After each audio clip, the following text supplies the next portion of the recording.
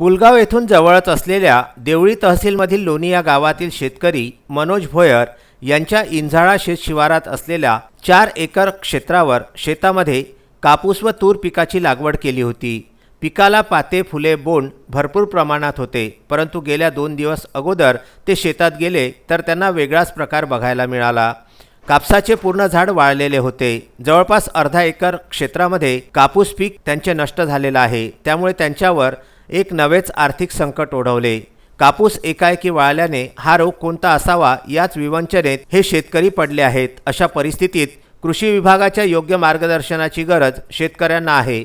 मात्र कृषी विभागाचे अधिकारी या शेताचा मुख्य पंचनामा व पाहणी करून योग्य मार्गदर्शन केव्हा करतील याच प्रतीक्षेत हे शेतकरी आहेत।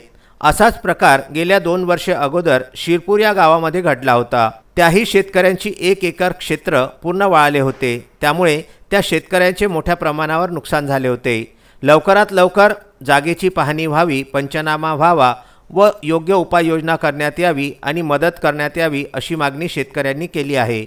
अगोदरच सोयाबीनचे बोगस बियाणे, कमी उत्पादन, कापूस पिकावर आलेली बोंडअळी आणि बोंडीची सड अशा अनेक संकटात शेतकरी असताना नवे संकट शेतकऱ्यांसमोर उभे ठाकले आहे। यावेळी शेतकऱ्यांना कृषी विभागाचे योग्य मार्गदर्शनाची गरज आहे। विदर्भ न्यूज करिता पुलगाव येथून अश्विन शाह यांचा हा वृत्तांत।